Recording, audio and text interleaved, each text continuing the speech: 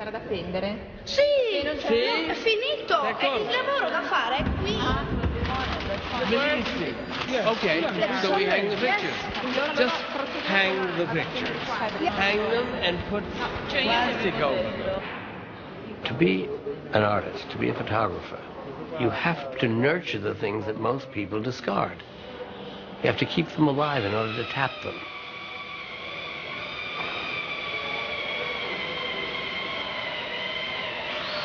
That should be more dramatic. It's been important to me my whole life not to let go of any of the things that most people would throw in the ash can. I have to be in touch with my fragility, with the man in me and the woman in me, the child in me, the grandfather in me. Open it up more. All these things, they have to be kept alive. I think I do photograph what I'm afraid of. I think I have photographed what I was afraid of. Things that I couldn't deal with without the camera. My father's death, madness. But when I was young, women, I didn't understand. It gave me a sort of control over the situation that was legitimate because good work was being done. And by photographing what I was afraid of or what I was interested in, I explored and learned and laid the ghost.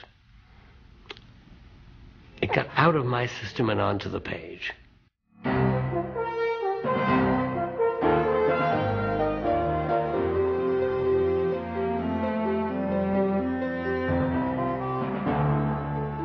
Major funding for this program was provided by American Express, celebrating the world of creativity through American Masters, the National Endowment for the Arts, the Corporation for Public Broadcasting, and by annual financial support from viewers like you. Additional funding was provided by the following.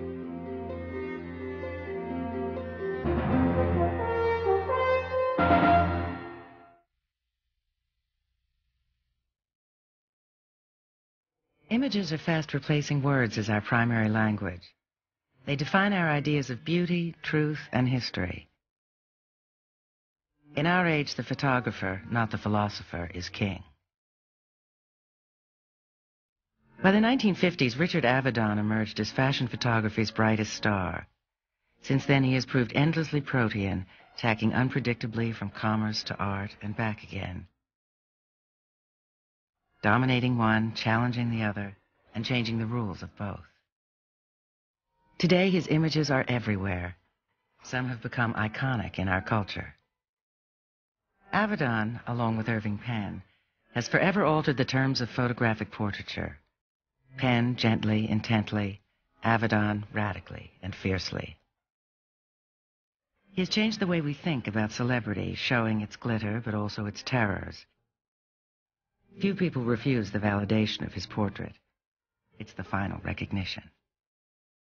And like others before him, Avedon has sought out the people we would forget. He went into the streets of Italy and Harlem, into mental institutions. He went to Vietnam, to the civil rights battles in the South, always following his political concerns. But he felt he couldn't compete with the great documentary photographers, Helen Levitt, Lisette Modell, Walker Evans. The found image couldn't satisfy him. He wanted to be a creator, not an observer. He has had major exhibitions in museums and galleries throughout the world. He has become one of the richest, most celebrated photographers ever, and one of the most controversial. Thank you. Have you seen the show yet? Yes. Thank you. Avedon has created controversy throughout his whole career. He is not subtle. He is a commercial photographer and an art photographer. Bam. And the twain Here were it not is. really allowed to meet. And what do you think? You like it? You don't like it? It doesn't really matter. He to is me. our Matthew Brady. It just He is the glimmers into that repository extreme. of the public personas of the century. Really. Overkill, it's caricatural, everything grimaces. I think he's a mortician. A real lack of compassion. Power, energy. Energy more than anything else. Energy. I don't know. I think he loves all these people a lot. You know, he's paying them a tremendous amount of attention. Reality's the great collaborator. He's struggling against it. Nobody has lasted as long as he has a sort of sweep of the culture over a series of decades through a series of classes There's only one person who's been doing it. He seems to have everything. He seems to be rich, good-looking, makes a He's lot just of money. in your face all the time. You don't get a lives in choice. a magical world. Is a fine artist. I think it's envy. I think He's a so lot of it is over-emphatic, envy. as if we won't pick up any subtle nuance of character or openness of disclosure. And he gets the nuances of character on a gut level with an extraordinary acuity. I think he touches some kind of nerve. Compassion and a heartlessness of observation. His preoccupation with old age is a way of denying that it will ever happen to him, and I think ultimately a way of denying death. Somebody who says, look, it's crazy. It's madness. He ultimately said, I am in control. It's wonderful. That's what an artist should be. He should prevail. I think those pictures will live for hundreds and hundreds and hundreds and hundreds of years.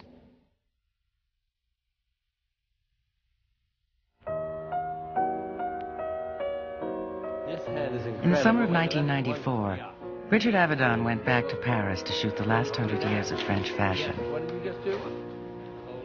Fashion is one of the richest expressions of human desires, ambitions, needs, frailty, insecurity, security. Yes, beautiful. What we wear is an indication of our sense of ourselves. It's a gift. Fashion has been in all art history. Look at the Velasquez, look at the Goyas, look what they're wearing in the Whistlers. And what they're wearing is fashion. It's just staggering, Stephanie. Yeah, oh my God. I mean, that's it. In many ways, Paris is where it all began for Avedon. It was 1946. World War II was just over when he arrived. We'd just come out of a terrible, it was the worst time. Darkest dark that had ever been. Evilest evil that had ever happened. And here were these pictures in the city of lying, you know, all of these people for whom the war was over, way over, never happened, gone, not talking about it. Harper's Bazaar and Vogue eagerly took part in the first post-war stirrings in French couture. Covering the new collections was the gifted young photographer, Richard Avedon. I was so young. I didn't know anything. I hadn't been anywhere. And was thrust forward by the editors of Harper's Bazaar. There was a mandate from Carmel Snow to help the French economy by bringing back the glamour of pre-war Paris. I was beside myself. I was in love with Doe. She was my model. You know, they made a movie called Funny Face, which had nothing to do with us, but a little bit about what happened. I remember riding in from the airport, and the taxi cabs in those days had open-top roofs. They were sort of square, and we'd buy a bottle of champagne in the airport and stand up all the way waiting to see the Eiffel Tower, drinking the champagne from the bottle, and there was no sleeping. You worked around the clock, and then you went out dancing. And then, of course, I worried. So after the dancing was over, I'd walk all night, worrying about the next pictures. There was the joy of discovery of everything French. No one had ever seen anything like Avedon's pictures before. The streets seemed to burst off the page. Their vitality had tremendous shock value. In the 30s and 40s, fashion photography had been dominated by giants like Hoyningen Hunet, Cecil Beaton, Horst P. Horst, whose formal poses embodied the Art Deco tradition. He changed the whole mood of fashion photography. Before him, every model posed. She became a statue. Whereas Dick, as I said, he participated. He was in the picture. And the way he moved with his Rolleiflex was as though he was dancing with you. And you would react, of course. I wasn't without influence. The only fashion pictures that interested me were the fashion photographs of Martin Lucaci. They were of athletic women, striding across the breach, vital, alive, not leaning against a Grecian pillar. that impulse, you know, when you're 21 years old, there's a movement and humor and vitality and a sort of open, free sexuality is what I was drawn to. Alexei Brodovich, the legendary Russian art director at Harper's Bazaar, was always looking for talent. The magazine was in its glory, publishing not only fashion, but masters such as Picasso, Capote, and Versailles. Boy, was I lucky. I didn't realize when he chose me to work on the magazine that I would have Carmel Snow as my editor and Deanna Vreeland as my fashion editor. And I was like 19 or 20, and I went straight from the Merchant Marine, which meant straight from my home, to my mother, my new chosen mother, father, and crazy aunt. Brilliant crazy aunt. Brodovich was the father. He was really very much like my father. Very withdrawn and disciplined and very strong values. He gave no compliments, which killed a lot of young photographers. They couldn't take it. I didn't believe compliments. I never believed compliments, and to this day. So I responded to the kind of toughness, plus the aristocracy of mind and the standards. And then there was Carmel Snow. So the humanity came from Carmel Snow. She would say, pictures I had done of Katharine Hepburn, and I had the one I loved. And she said, but Dick, that's a better picture, but look at what's in her eyes in this one. And right away, the graphics faded, the impact faded, and I saw the human quality, and that was what I got from Carmel, who taught me through gossip. Then there was Deanna Vreeland, the eccentric, the crazy aunt in the family who just exploded with imagination. Instead of saying, do this, we need that in the issue, she'd tell an anecdote. For example, I went to Egypt with Dovima, and she sent me a memo that said, Dick, before you plan these pictures, just think about Cleopatra. Think about those hot nights. She's walking on the roof. Everybody is so old, and she's this young, beautiful girl pacing that roof. She just sort of threw your way of thinking because of her erudition and because of her imagination and her, again, the addiction to perfection of those three people. And that's why those pictures hold. There were other earlier influences. Avedon grew up in a family that knew about fashion. He was born in 1923 in Manhattan, where his father owned a woman's clothing store on Fifth Avenue. His mother encouraged his love of theater and ideas. She was his artistic muse. His sister taught him the poetry and pain of fashion. Louise was, in a sense, my first model. Louise was my little sister, and her beauty was the event in the house. We all photographed Louise.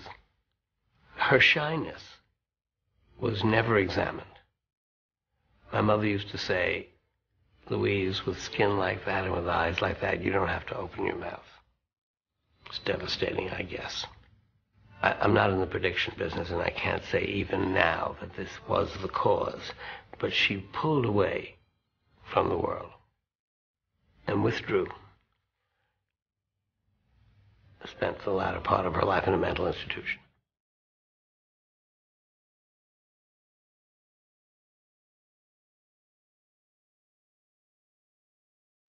When I began to photograph in my adult years, all the models that I was drawn to and the faces that I was drawn to were memories of my sister.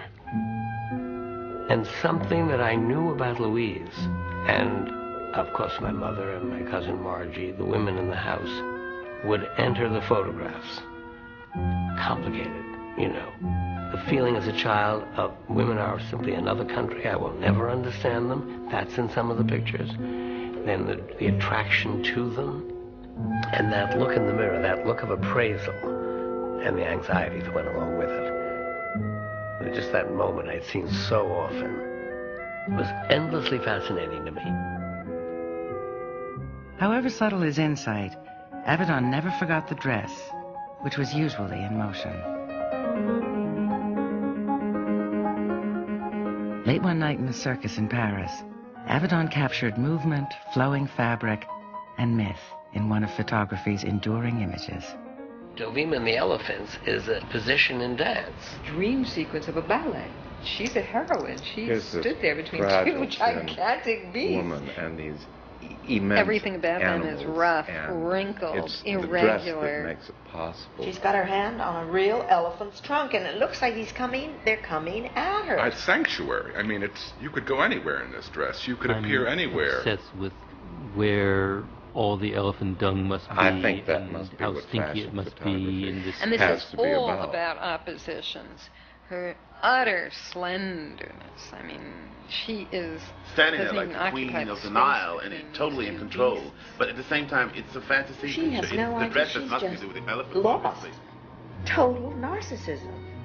I love it. Divine. She was so brave and so I don't know what wonderful. they're doing. They've obviously been trained to do that. I saw the elephants under an enormous skylight, and in a second I knew I then had to find the right dress. And I knew that there was a potential here to me, for the kind of a dream cascade. image. You have to think of it as a cascade, as like a waterfall. I mean, it's got its own power. I look at that picture to this day, and I don't know why I didn't have the sash blowing out to the left to complete the line of the picture.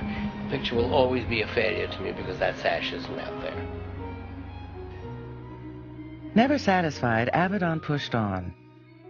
He loved movement. It connected him to America's restless, transforming energy. It was the unifying link throughout his long fashion career. One of the most powerful parts about movement is it's a constant surprise. You don't know what the fabric is going to do, what the hair is going to do. You can control it to a certain degree, and then there's a surprise. And also you have to remember that when I photograph movement, I have to anticipate that by the time it's happened, it's too late to photograph it. So there's this terrific interchange between the moving figure and myself that is like dancing. And he would tell you higher, and you didn't even know how the hell you were going to jump higher with heels and the dress, and the wind was blowing in. Oh, come on, higher, and you just sort of just did it, you know. And then you had to look good at the same time. It wasn't easy. You know all these jumping pictures that Dick shot in those years? Because he was jumping, and I was standing still. So I was stuck.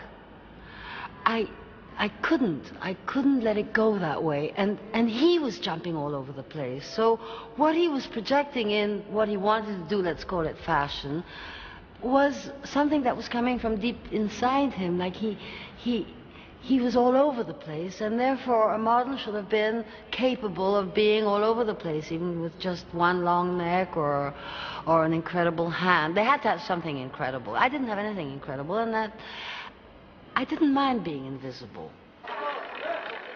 Avedon was always a director, not just of movement, but of narrative. He brought a story to fashion. I mean, you got dressed, and the thing then is, he always gives you the clues. He's like a detective writer. He fills these pictures with the little things that tell you all about what you're seeing. The gloves, the wine, the cigarettes, the look. On every face, the look there of, is a story. Utterly chic boredom. She's utterly confident. The calculated awfulness of the people. She's not going to lose those earrings or her Madame Grey dress. She's where everybody is fixed on the next second in time. They're gamblers. This man, I wouldn't want to get involved with him. I mean, he's sinister. He sees stories wherever he goes, and he creates them when they're not there. I think her husband's just left her. It's as simple as that. In fact, what's really driving it, in my personal view, is this deeper, far more profound, genuine interest in the people he's seeking out, and in the stories they have to tell, and in the life experience they have. I mean, he's interested. He's omnivorous in the sense that the world fascinates him. The era of enchantment was passing. The stories were getting darker. Whiffs of Antonioni's films, alienation, sexual ambiguity, the loss of privacy, the obsession with celebrity. While filming Cleopatra in Rome in 1962, Richard Burton and Elizabeth Taylor made love on and off the set. The whole world watched. In Paris, Richard Avedon staged a fashion shoot with Mike Nichols and Susie Parker. He was making his own satiric comment, and it nearly spun out of control.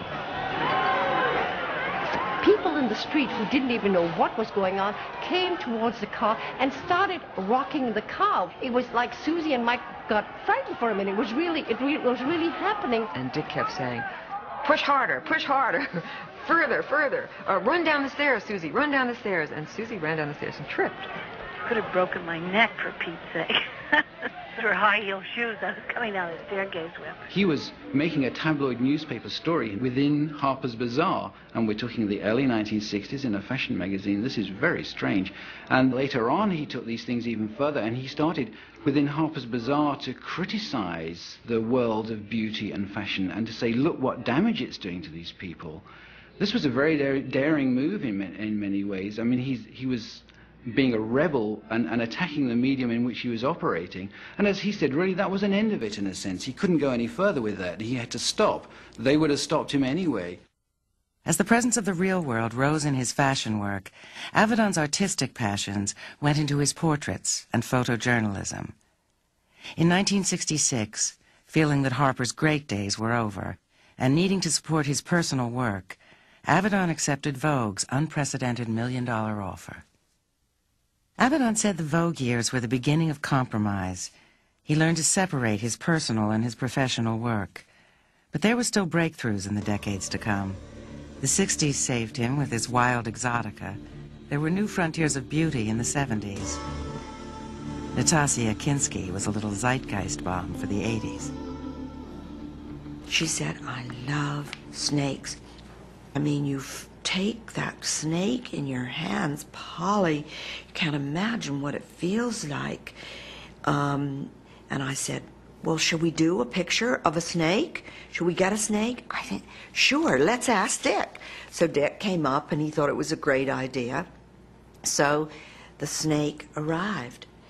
And after Nastasia started talking, you could tell when she held it that there was something really sensual about a snake. And I don't want to be vulgar, but I held the snake, and I can only tell you that it reminded me of something else. When you look at the photograph, it all looks so easy. She spent 2 hours on a cement floor naked. The snake the trainer would start anchoring the snake with her ankles and then see where the snake would go. Hope that the snake, because there's no talking to a snake, that snake would creep up Nastasia in a way that was beautiful. Meanwhile, she'd roll back, she'd fall forward, the snake would come, the snake trainer would come and move the snake from one part of her body to another. I would catch pictures of his legs, flying out of the frame, but he'd be in the frame, the snake was going. It was really sort of a fashion hell. And the snake started up her legs. She opened up one leg, the snake wound up her little naked body. Calm and strong, smooth, big muscle. And up onto her shoulder and go towards her face. And I said, Nastasia, this is it. Quickly relax. And when it got to her ear, he kissed her with his tongue, and Dick got the picture. And I was crying. She rose to the moment, the snake rose to the moment, I rose to the moment, and it was one of those absolutely magical things that happen when nothing you planned could equal the random and I accident of something terrified. beautiful. I wasn't afraid. A wonderful feeling, actually. I love animals. I couldn't speak. It was extraordinary, sexual, seductive, special, rare moment. And Dick Avedon caught the one time that snake kissed her ear. Avedon put the image on a poster and sold 2 million copies. I think there will be no way to write the history of fashion photography without Avedon. I think we have an essential need for the superfluous. He's tarred with the brush of fashion. To embellish he's oneself. just a fashion photographer. Some of his best work has been done in that area. He's such a great fashion photographer because there's no conflict in those And I pictures. wish that he would accept that Glamorous as hell. pride. The danger here is that you become the costume. Art has to deal with issues a little more profound than this year's hemline, or what perfume they're wearing, or what kind of style they're wearing. Hollywood, American, Richard Avedon, glamour. Fashion is silliness made sacred. Mannequins in His those- photographs made me want to live in New York. And yet really matters to us all. I mean, this sounds so silly, but it's a dream about everything being one. What's so moving about fashion is that it dies so young. It has no real afterlife or maturity. When he left Vogue in 1988, he did not leave fashion, but as he has said, his interest had faded. He was still everywhere at once, at the Berlin Wall when it fell, on assignment for Egoiste, the French avant-garde magazine, leading the Versace campaigns, and breaking ground at the New Yorker as its first staff photographer.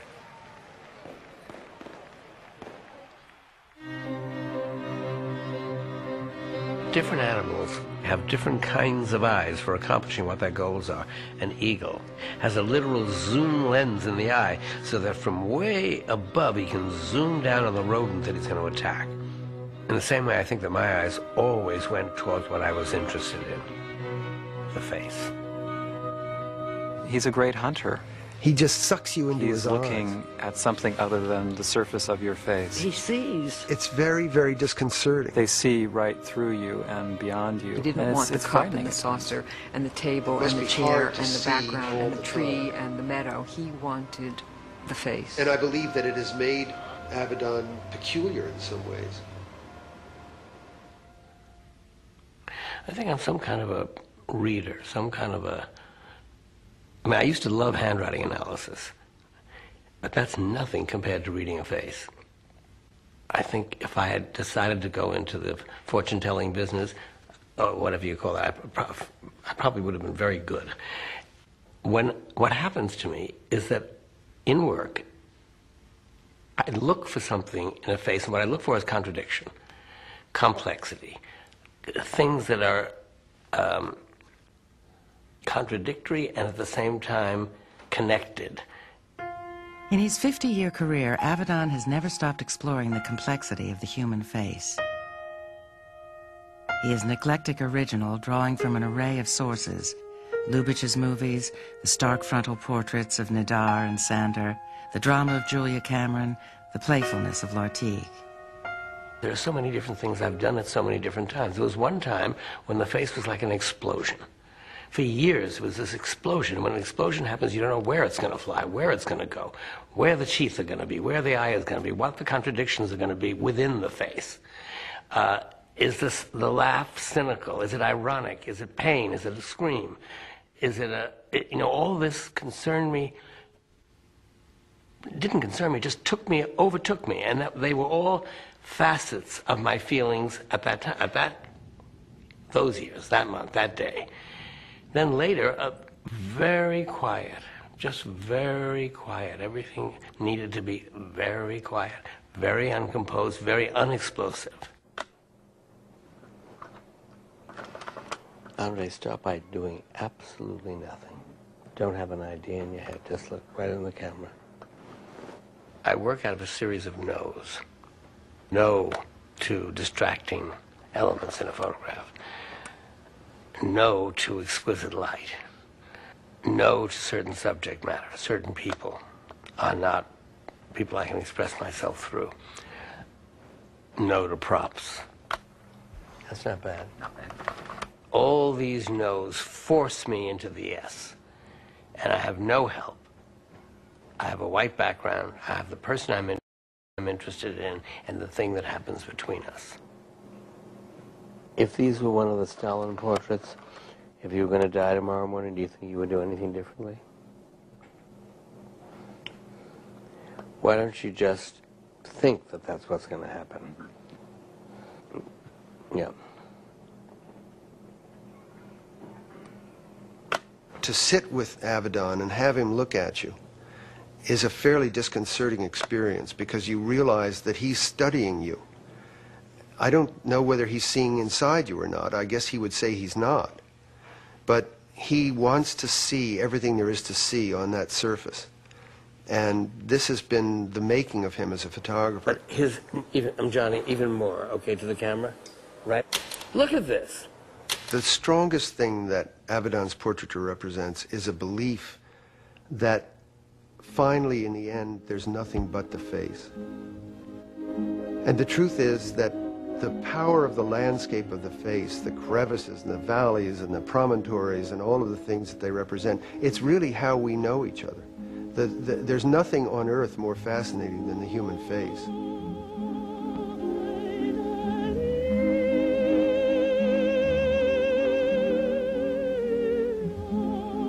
I think my being an autograph collector was a profound part of my childhood, and I had no idea of how eccentric it was and how important a role it played in who I became. It was about people who had achieved a certain quality in the world of the imagination and the world of the arts and law. It was crucial. It was absolutely crucial that I was a family gag. It was my way at the beginning of saying, I want to get out of this apartment, out of this family, out of this world, and this is the world I want to join. I want to be one of those people. So it started by getting their autographs. Then I started to photograph performers, actors, people who performed their emotions. Dick's drawn to performance and to the performing self. His portraits of the clowns are sublime. They're probably the best and most poetic records of these cavorting hybrids that our century has. He understands the poignance of clowns, the sadness of them, the stoicism of them, the resignation. I've just been handed contact sheets of my father that I've never seen before, that my father considered the best photograph of him. It's odd that he should have that picture on... I can't do it. Sorry. It's very emotional. Sorry.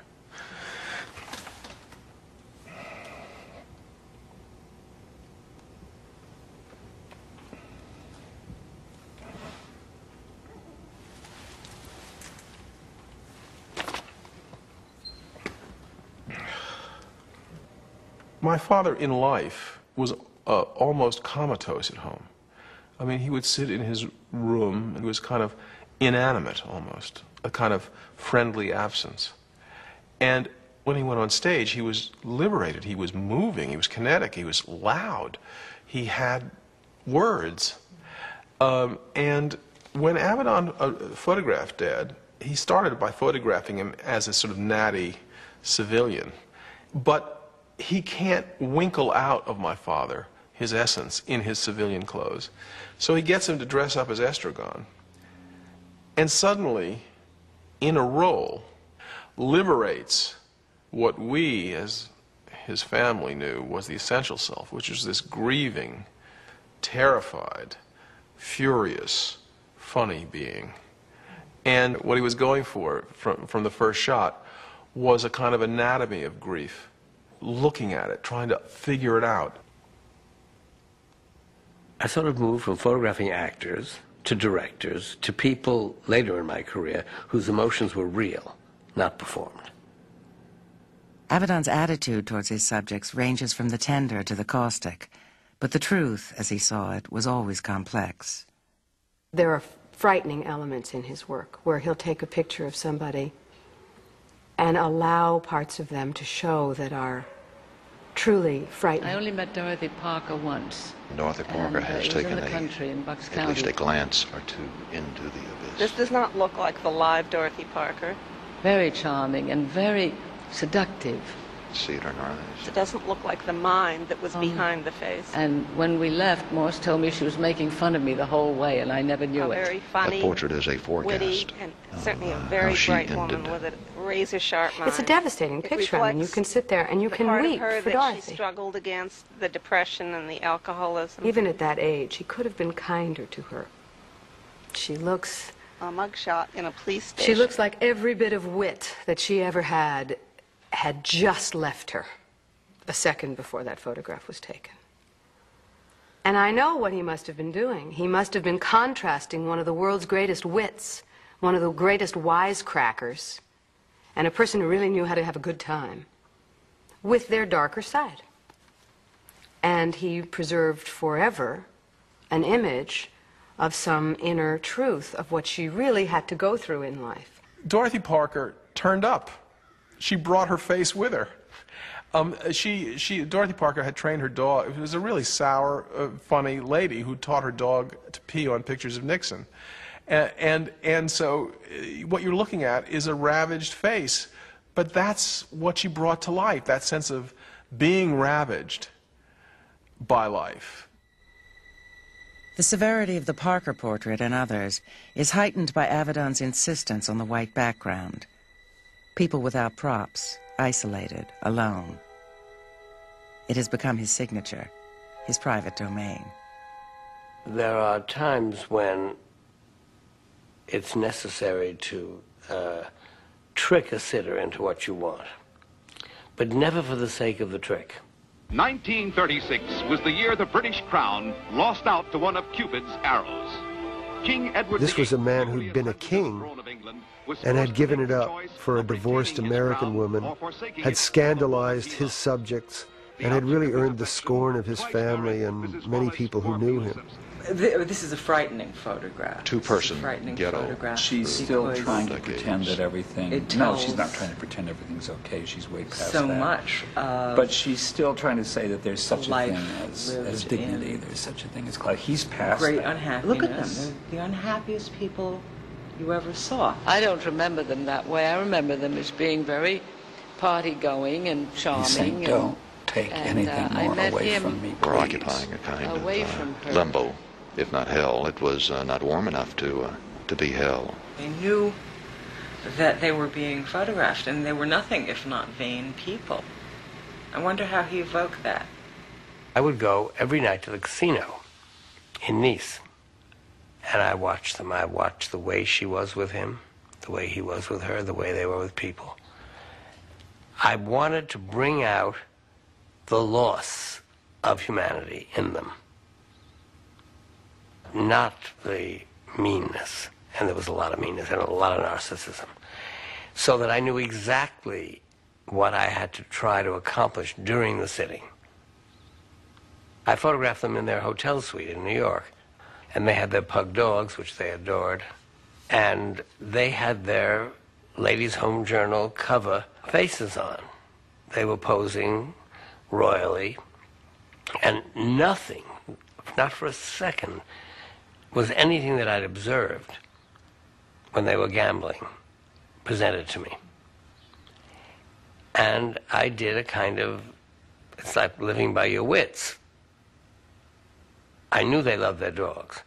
And I said, if I seem a little hesitant, a little disturbed, it's because my taxi ran over a dog. And both of their faces dropped because they love dogs a lot more than they love Jews. The expression on their faces is true because you can't evoke an expression that doesn't come out of the life of the person. He's inside it and outside it at the same time. You see it with certain actors. Good actors know that you can't come to a conclusion about your character. But the very, very best of them can be inside and outside the character at the same time. And Dick is a master of doing both. But even something that's very much a judgment, like the Windsors, it's also from the point of view of the Windsors, too. You also think, yeah, it must be tough. It must be tough. Nothing in your life except appearances. A lifetime of appearances. It's not only, look how old, look how tired, look how empty. No. It's from our point of view and from their point of view simultaneously. In a world obsessed with celebrity, Avedon has photographed most of them. He has seen their fragility and their terrors, and has been open to their genius. One day the phone rang, and a voice said, "Is this Richard Avedon?" I said, "Yes." He said, "I'm Charles Chaplin." And I said, "Yes, well, it's not Richard Avedon, it's President Roosevelt." And I hung down the phone. 5 minutes later, the phone rang again. He said, "This really is Charles Chaplin." I said, "Oh, my God. Well, please." He said, "Do you still want to photograph me?" So I photographed him and said, "Thank you." And he said, "Are you all finished?" And I said, "Yes." He said, "Now, may I do something for you?" And I said, "Yes, of course." He said, "Are you ready?" I said, "Yes." He put his head down. He came up furious, like this. And he said, "No, I want to do it again." And then he came up with a big grin, the picture you're seeing here. And it was a gift. It was one of those moments in life when the light is perfect, the situation is there, and a gift is given to a photographer. All of you photographers must know about that, leaving room for the unexpected. Well, the next morning, the headlines of the newspaper that Charles Chaplin left America because of Senator McCarthy and the anti-communist craze.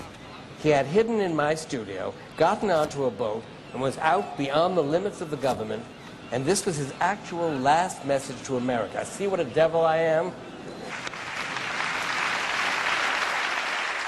There was no such person as Marilyn Monroe. Marilyn Monroe was an invention of hers, a genius invention that she created like an author creates a character.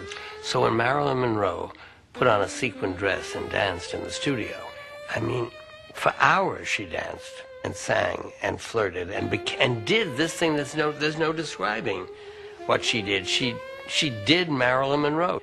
I mean, just look at them. Look at her face in every single one of them. She is so present in the moment. And then there was the inevitable drop, because she was someone who went very high up and very way down. And when the night was over, she sat in the corner like a child with everything gone. But I wouldn't photograph her without her knowledge of it. And as I came with the camera, I saw that she was not saying no. Avedon's pictures don't always succeed, especially when the idea overwhelms the image. At his best, Avedon's intuitions win out. The most peculiar thing I could think of is to be shot with cards flying all around in double exposure. So I wound up writing a note to him saying, "Dear Mr. Avedon, I'm a longtime admirer of yours and I welcome this session, but my entire career I've kept away from," I think I called it the prototypical iconography of my art. Double, multiple images and so and it playing felt very cards awkward and to write rabbits this and note to hats. him, and in the Because, process, while the so note many was people being have delivered, photographed there was a second message on the machine which from Dick saying, "I'm so excited, I'm home, I'm practicing with cards, there are cards everywhere, I'm shooting multiple images, I'm so excited." You know, literally the same moment that this note is being delivered before this, the last communique from him is that he wants to shoot me much like he shot this recent photograph of Al Sharpton, with many multiple images. Now, I don't know how to say this delicately. I guess the best thing to say is it is not my favorite photograph of Dick Avedon's, with these many, many shapes and images and eyes of Al Sharpton heaped together as this double image. So now I'm really, he goes behind the camera, and I'm now flinging cards into the air, and he's winding up to do double exposures. This whole thing seems very odd. And I guess you'd now think this is the end of the story, but I remember the next day there was a call again from Dick saying, "I'm very excited, everything went tremendously. I'm working on two things, a spread of two different photos. I mean, one with the double exposures. The way they've come together is wonderful. Your third eye is really powerful." Those were his exact words. Of course, I haven't seen any of this. And then, again, there's a subsequent call, and now, you know, he's decided, maybe reading my mind, that the picture where I look quite stern and just have the corner of the Jack of Spades in my hand is what he'd like to use. And eventually he did. And I told him that it got me many job offers as an assassin in films. So I was very happy with it. It was his idea to tear the Jack. And the minute he did it, he added something so unexplainable and so mysterious to the photograph. Clearly you read things into the surface of his pictures of famous people because you know who you're looking at. But you also, the fact that he's photographed so many people that aren't famous, so many people that are in fact nobodies, and you read a lot into those, kind of gives these people the dignity that they deserve and allows you to see more into them. I think ultimately what you see more into, though, is inside his head. It's like reverse photography. It's like the light's coming out of his brain through his eyeballs, and he's shining it on the people. And what he's photographing is like it's never not a self-portrait. And what you're seeing with ever-increasing crystal clarity is Dick. You're just seeing him. It strikes me that Avedon is looking through the camera, looking at other people, trying to find the truth about them as a way of composing an image of himself. There's something of a quest here, of a search. These are fragments of his own face.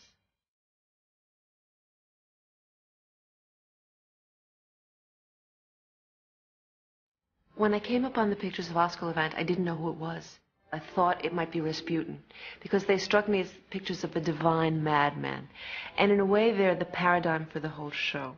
Because in them, in this face of this, with its overbite and its soulfulness and its grotesquerie, he's captured all the qualities that he seems to have been looking for in his other subjects. He walked down the stairs in his bathrobe, a bathrobe with food stains on it, with absolutely no narcissism. He was a wide range of things I'd always dealt with. Creative genius, emotional distress, someone on the edge of insanity. And it was a conscious decision. He was doing what I have always said I would like to give to a photographer I respected. What he had to give to the camera was all the complexity of every theme I had ever dealt with. And what a gift to me. I mean, what a gift he gave me.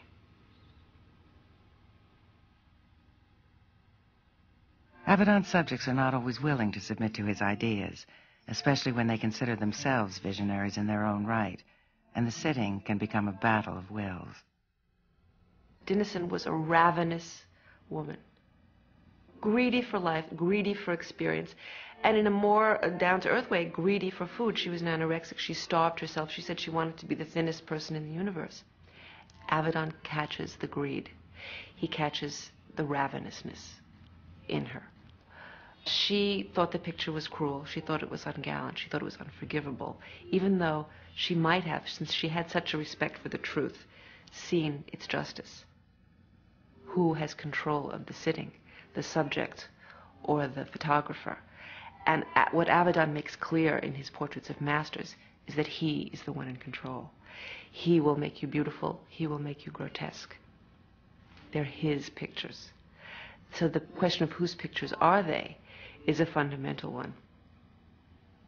What Richard Avedon did with portraiture was to steal the fire that had always been the prerogative of sculptors and painters. He said, "This will be mine." He changed the relationship between the portraitist and the sitter. And instead of it being a collaboration, which photography typically is, he said, "You're mine, you're here, I'm taking you over. Your surfaces, I will make my own." And that was an enormous leap for photography, because it said, yes, photography is real, yes, it's true, but it's also a work of art, and it can be malleable as clay. And the relationship between Dick and his sitters was the relationship between a sculptor and his clay. Oh, I have to get this one more. She needs more red. Would you please? That's enough. Now, Lauren, come on. Oh, I can't stand this, Dick! Lauren, that's fantastic.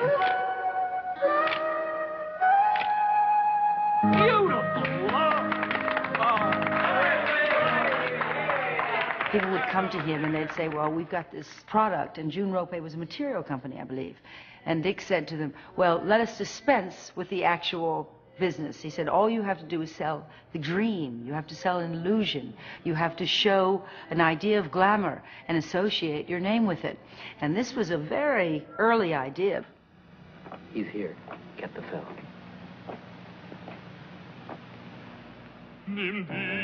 In Avedon's commercial work, very early on, he seemed to come to the realization that this was not about the product. It was about the having of the product. You didn't have to hold the product up and say, buy me. You held up the person, or you held up the situation, or you held up the little playlet that he would create. I'm not sure I can do it. Sure you can. Trust me. And say, buy this feeling. You make me so happy. Oh, you. It's fun. The food is good. The thing is silly. And the people you meet are... the respect that I have for the hairdressers, for the art directors, for the account executives, and what they live through with their clients who don't get what they're trying to do.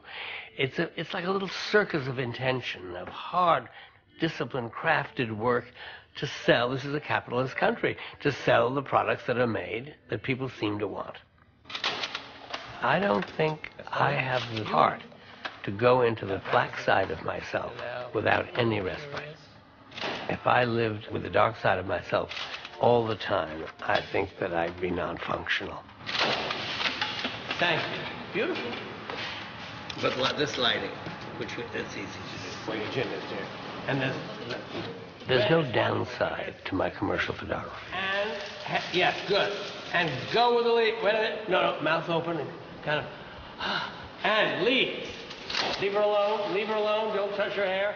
I am so grateful that I have the capacity and the ability to make a living, support my family, which is the definition of being a man from my generation, support my studios, support my special projects by doing advertising. The Pirelli calendar, or a Versace campaign, or in the old days, covers of Vogue. It is a sort of holiday. I dread to think what became of her. That haunting, exquisite creature. A note of music. A thoughtless word from anyone. These things are very complicated, very structured. You have to tell your story, a full story in 30 seconds. That's like a haiku.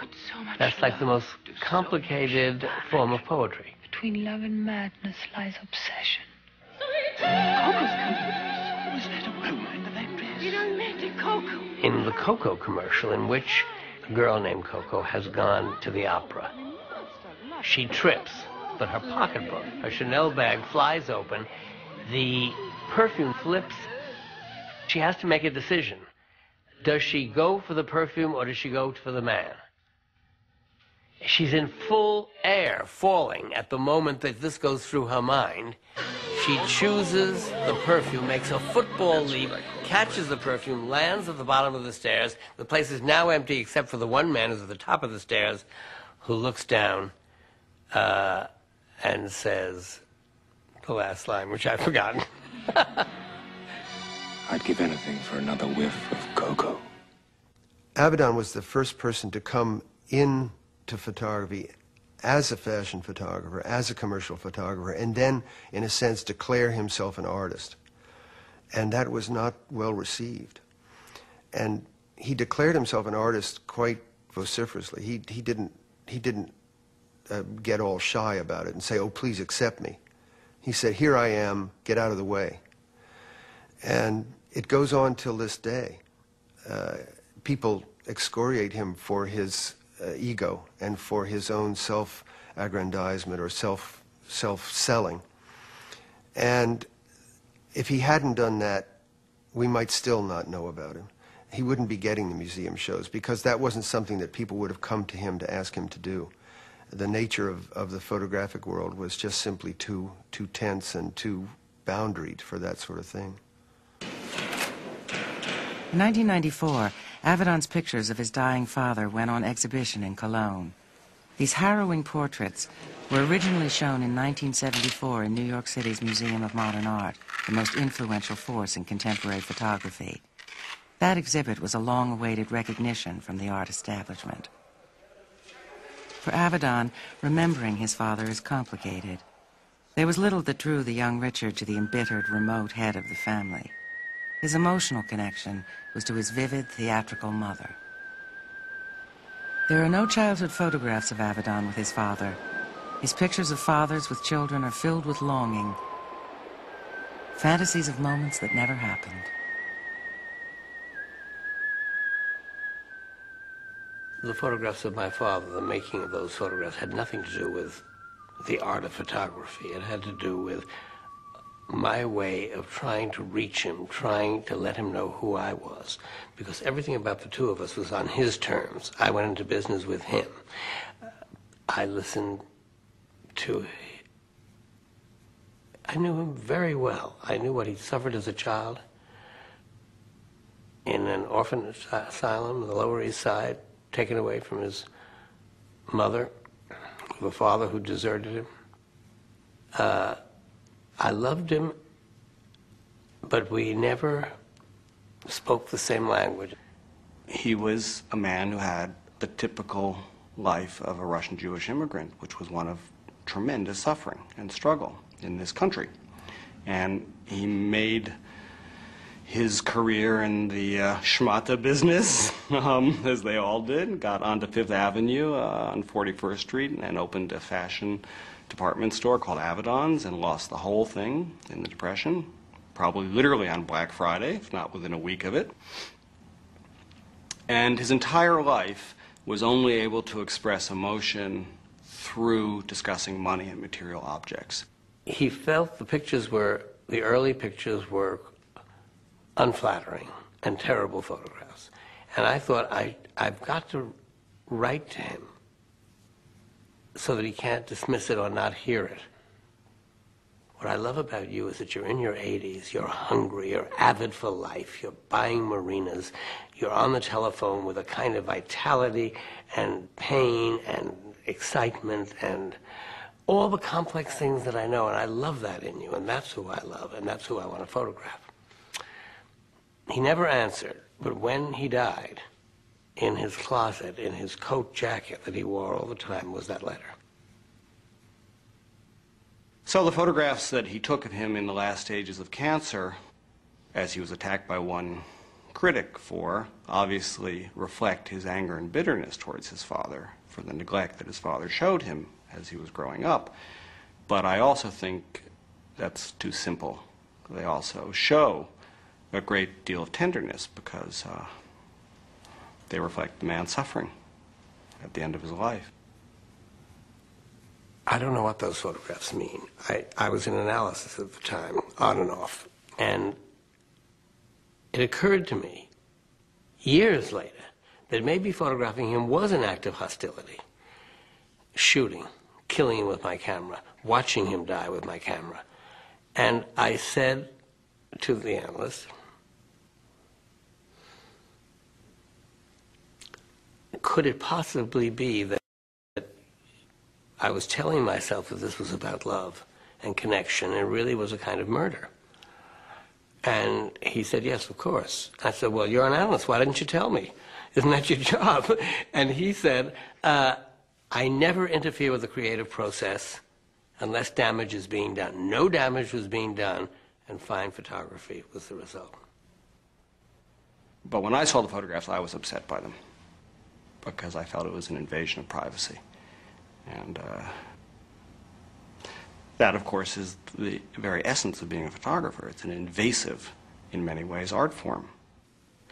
It's just strange to me that anyone would ever think that a work of art shouldn't be disturbing or shouldn't be invasive. I mean, that's the property of a work of art. That's the arena of a work of art. It's to disturb. It's to make you think. It's to make you feel. It's a kind of... I mean, if my work didn't disturb from time to time, it would be a failure in my own eyes. It's meant to disturb in a positive way. I found them an absolute assault. Dick is looking at death. Full of rage. Trying to face it down and also trying to understand what it must be like. Something that denies the inevitable and yet something that is tired and love. His father in his hospital gown and mourning. And you imagine that here is Avedon, the son of this man who is dying. Propped him up and put a shirt and tie on him. You're talking about photographing the dead. Death is the great teacher. This force is a personal force. The end of things. And people turning into just pure energy and disappearing. I see terror here, awaiting execution. He's honoring him. He's somebody he loved. Incredibly moving. Makes me feel that he had disrespect for his father. One is brought into the sanctuary of something holy. My son, why hast thou forsaken me? They are about everybody's dialogue with their mother and their father until the end of their life. Do you love us? Did you always love us? What is it all about? Can you give me any last piece of advice before you go on your way? And didn't I get it right at all? Tell me something. The body is there, but it's already beginning to disappear. And what we're seeing is a person literally becoming light. We're all skulls. And I look at that photograph and I see his skull. And then I wonder, what if we went around and we related to each other as if we were all skulls? That we're all going to die, and whenever we die, it's going to be too soon. Everything else is irrelevant. Race, religion, gender, all the squabbles we get into is irrelevant to the fact that in the end, we all look alike. We're skulls. And so that's what I've lived with and learned from that, you know, from that photograph.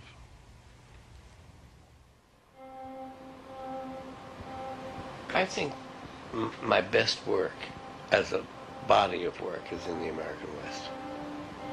I did the Western pictures when I was about 60. And I think that being 60 is very different from being 30 and 40 and 50. You begin to get a sense of your own mortality. I think my aging, the sort of stepping into the last big chapters, was embedded in this body of work. There's a deeper connection to those people who were strangers because of my condition at that time. In 1974, Avedon fell dangerously ill with an inflammation of the heart. He refused to stop working. A second attack was life-threatening. He went out west to recuperate and discovered his next major project. It took him 5 years. A sweeping chronicle of a part of America he had never photographed before. Drifters, loners, ordinary working people. Critics loved it or hated it. He was praised for his tough, unrelenting vision, and at the same time was charged with exploiting his subjects and falsifying the West. The book was called In the American West, which really set off an enormous hostile response to the book. What was an East Coast successful photographer doing, photographing working class people in the West? Was this really the West? And what was he doing?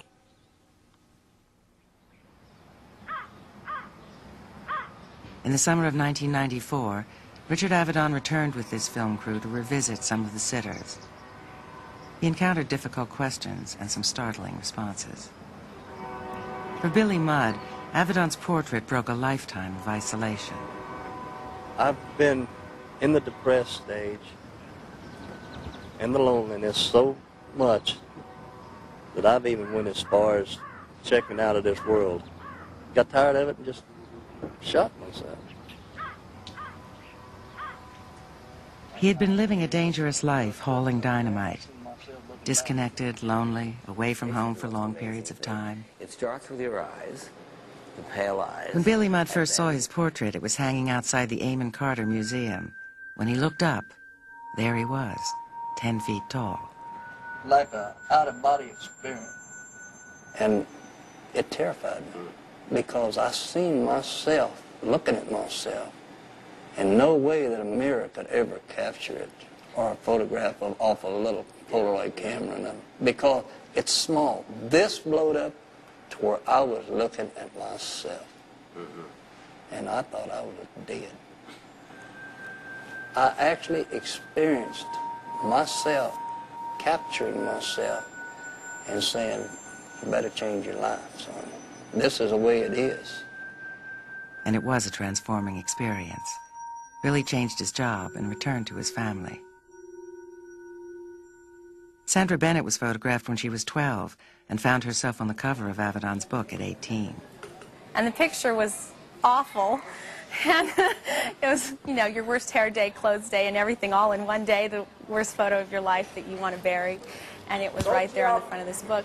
And I was mortified. I was a senior in high school. I was homecoming queen, and I had this photo coming back to haunt me. She wants to know whose truth was in that portrait. And so what was very difficult for me was that you caught me, you say vulnerable here. That was true, but also bare bottom, really exposed, where I try to cover everything. My girlfriends would wear shorts in the summertime, I wouldn't. But what were you covering, the freckles? The freckles, oh, absolutely. You can't say you weren't in the picture. That's what's so confusing about photography. You can't say you weren't there. Right. But you have to accept that you are there and the control is with the photographer. I have the control in the end, but I can't do it alone. You have a lot to say, which by that I mean the way you look, the way you confront the camera, or the experience, whether you're trusting or not trusting. You have a certain amount of control. In the end, I can turn the pictures up, I can choose the smiling one or the serious one, or I can exaggerate something through the printing. It's lending yourself to artists. I think the larger issue is that photography is not reportage, is not journalism, is fiction. When I go to the West and I do the working class, which is more about the working class than it is about the West, it's my view. Like John Wayne is Hollywood's view. So that means my idea about the working class is a fiction. This never happened. I created it without any idea of how I was going to photograph it or who I was going to photograph. I drew it after it came to me in a dream. I thought of it as the way a painter would think of what he wanted to paint. I put advertisements in the beekeeping journals, and I explained that I needed someone who would permit bees to be on their body. So I can still remember going past and under the trees, all these packages of bees. And I said, oh my God, they're packaged bees. And Dr. Gary said, don't worry, everything's under control. We need the fluid of the queen bee, and we rub that on the body, and where we put it, the bees come, and they don't sting unless you touch them. Richard Avedon said, now remember, you can't move because any movement will be a blur. At which point my knees were starting to shake a little bit, and I said, well, how am I going to overcome that? And I just sort of locked my knees in, and hopefully I didn't move. I had anywhere from 500 to 800 bees on my chest, and you just never knew what was going to happen. If you don't move, I could not say anything because if I opened my mouth, bees would fly in. So if they're in your ears, and it sounds like a jet engine. We did get stung. It does. Probably all of us got stung. I got stung several times. We really got stung. In the end, I finished 2 pictures of Ronald. One was what I called a portrait of Christian martyrdom. You feel his suffering from the stings of bees in his expression, and he resembles a Lazarus coming back from the dead, covered with worms. And then there was the other one, in which he removed himself. It's more of a Buddhist image of a man quietly enduring the trials of the world. In visual terms, there has been nothing like photography in the history of the world. There's no vocabulary for it. The vocabulary has to do with painting. Photography literally stops something dead. It's the death of the moment. The second a picture is taken, that life is held and stopped and over. That moment is over. It's part of the melancholy, part of the beauty of what is a photograph. And the thing that has happened to me lately is this sense that I didn't take the photographs, that they have a life of their own. It's endlessly mysterious to me.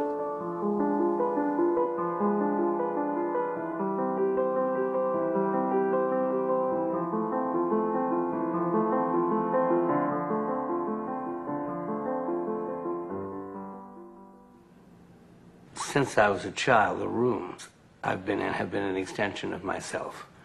My rage, my joy, my enthusiasms, everything that means something to me in the end ends up in the room that I'm in. It's a much more intense room and comforting because the intensity seems to get out of me and onto the walls.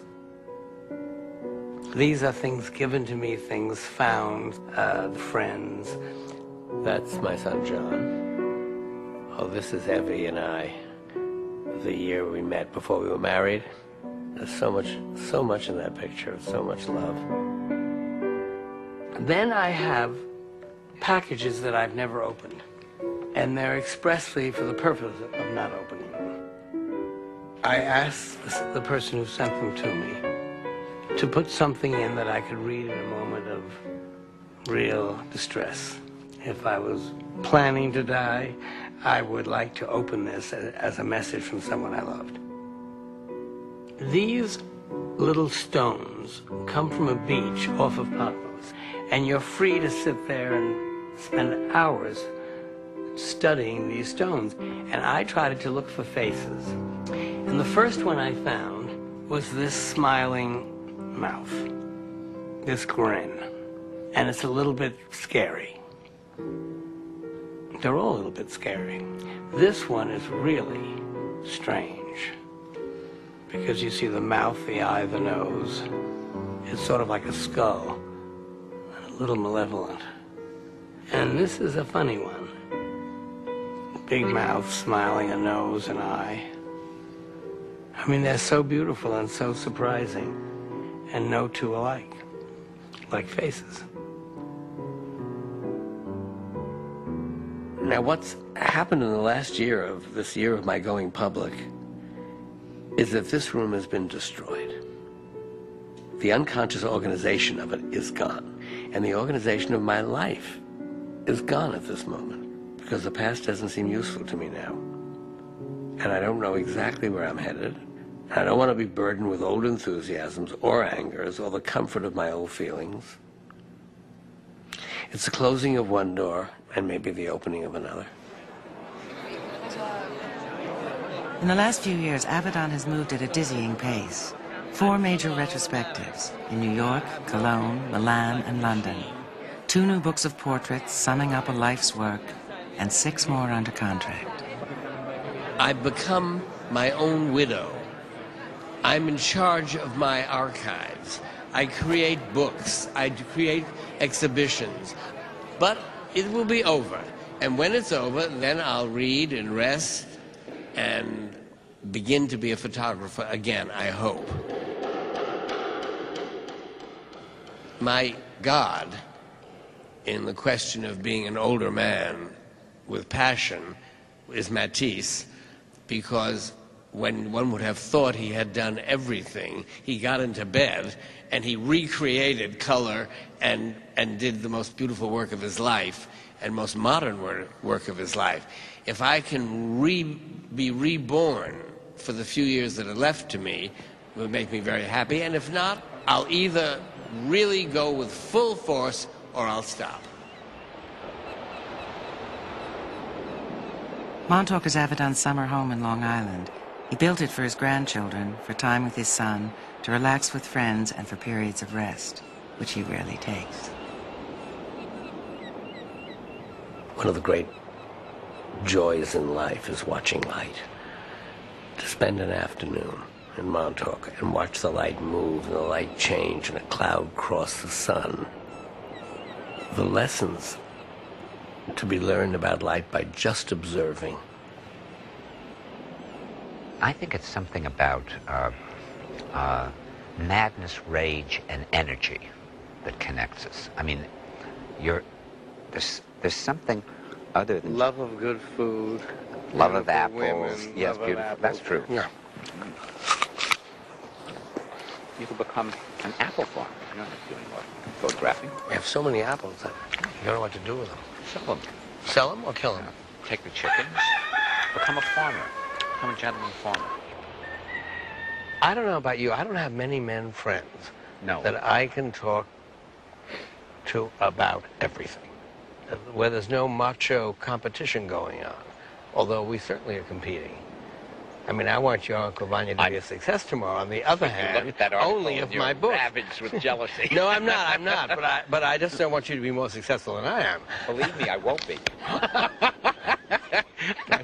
You will. You're onto something absolutely wonderful. We live in a world of images. First of all, images have replaced language, have replaced reading. The responsibility to your role in history, in whatever's going to happen to human beings, you are the new writers. And we can no longer be sloppy about what we do with a camera. Undoubtedly resentful. You have this weapon in your hands. It's a camera. And it's going to teach the world, it's going to record the world, it's going to explain to the world and to the children that are coming what this world was like. It's an incredible responsibility. I think he's touched every one of us in a really profound way. You know, when he really responds to something, it's just terrifying. You know, what do you do next? You know, how can you possibly top that? Dick says, get down there, shoot the job, and get it over with, you know, and make it brilliant. It's a totally different method of teaching. We looked together what I did. Some he was very critical, some almost outraged. What are you thinking, do this? I said, I don't know. I said, well, you better know. It's your photograph. Typical. Again, you know, sort of to the point. No, what do you call it, nursing you.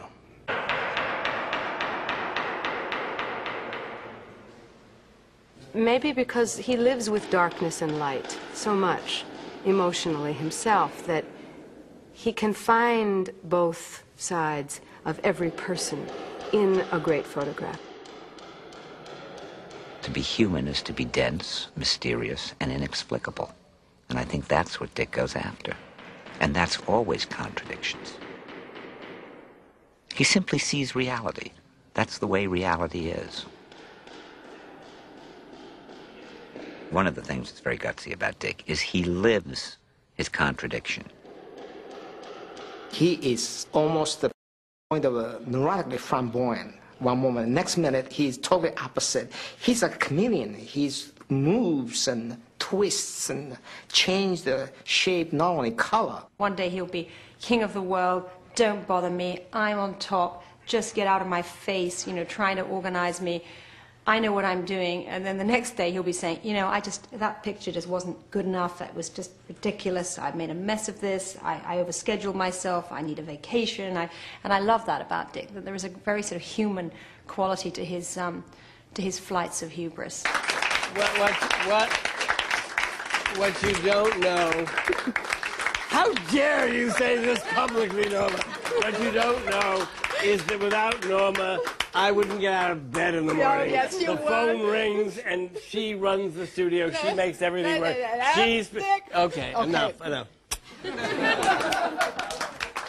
We all think of him as such a social being. He's so apparently at ease with himself. He's such a wonderful raconteur. He's always looked so wonderful and looked so poised. And yet, if you talk to him about what his deepest terrors are, and what his conception of himself is, he will tell you that he feels he's the most isolated person in the world. And I think this sense of isolation projects so well into documenting kind of elegant crowds like the photograph of the Volpi Ball, in which people are supposed to be having a wonderful time together, and yet you feel this tragic isolation of every human being. This is good. There's only one last thing. It's really very good. But I think that in the end, he cares about work first. And I don't think that's ever forgotten. And I think you see it in the work. I think that's the way you get work like that. When you get into the area of the art, which is private, which he's really speaking to himself in this tyrannical inner voice, wanting to get it right, wanting to be great. When you engage with that, there's no argument, there's no discussion. It's a completely controlling, autocratic, non-negotiable thing. Her head is a beautiful shape, right? Dick was very energetic, very with it, always ahead of the time, always discovering things. I don't think there was any other place in the world that I could get better experience. But he controls the media, he controls his design, he controls his everything that comes out of Dick Avedon has Dick Avedon's approval. And I think if he had the choice, he would control the critics, he would control every article that comes out about him. That's his nature. You know, he's a complicated person. Everybody's complicated. He sees the tragedy, and a lot of his work has reflected that. But he's never lost, in the face of the suffering, the exuberance for the pleasures. It seems invulnerable. He will barge in because he thinks there's great fun to be had. His great gift with people is that he brings so much energy to it, and some new cheese and the caviar and the champagne in him, and he has the joke that you haven't heard yet. He's forever astonished by life, and then that does something to you. You have a good time. I mean, I'm such a Jew, but I don't, at the same time, completely, is it agnostic? Someone who doesn't believe in anything? On the other hand, I remember, you remember that story? Wasn't there something about a synagogue? I went to the synagogue in Venice. My father, who has absolutely no religious sentiment of any kind and has no cultural sentiment in terms of Jewish culture, has a very standard Jewish personality, if that's not too big a generalization to make. And by that I mean he thrives on anxiety. It's a way of life. And as opposed to the standard view of stress as shortening one's life, I think it actually it's a form of internal exercise. It's going at all times and it keeps you young. And in his case, definitely that's true. And the Torah was very old, and on 2 sticks, it's a scroll that rolls up. And he took my hand and put my hand, both hands, one on each stick. And he started to speak in Hebrew, and it was up to me, it was clear, it was up to me to repeat what he said. He is Gadal, he is Gadash, and I said, he is Gadal, he is Gadash. And all of a sudden, something, this is my only experience of this kind of my entire life, something came through me from the beginning of time. I mean, I felt that I was connected to something. Not Jungian, I mean primal, in the genes. I mean, something that went way, way, way back, because one gene is connected to the next gene, and this was something in me that was a Jew. I've never felt like that in my life. And you were physically shaking? Shaking, yeah. I was shaking, my hands were shaking, and I'm not someone who gets, you know... So how do you explain that? I don't. I wouldn't try to explain it. I could have brought all these feelings buried in me to this moment. I don't believe message was being sent to me. But I was touching, in the Oda Synagogue, in Europe, touching an ancient Torah that went back to way, way past any way of tracing my genetic structure. I have trouble believing it doesn't have some kind of meaning. I don't know how you can spend your entire life dealing with light and not get some perception of the mysterious.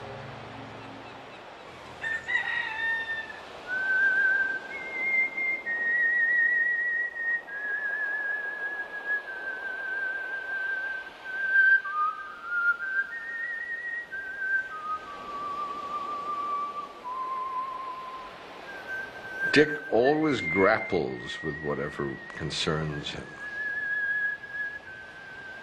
I think most of us turn away from it, or at least partly away from it.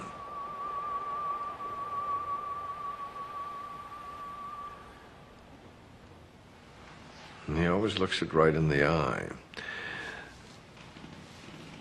And since a great photograph has, with all its other characteristics, has that one that I was talking about earlier, that it doesn't come to any ultimate conclusion. It never closes the issue. There are always things left open, undecided, not yet dealt with, things for later, things for us to think about. I think that's his essential act, is to walk up to what gives him pause and say, snap. I know where your work's going in the next period. Yeah. Yeah. Yes, you're going to be Are you photographing. going to share this with me? Yes, I will share it with you. Amazing photographs of young monks, young nuns, young mystics. Thank you very much. You're very welcome, my boy. You're very welcome. That'll be enough for today.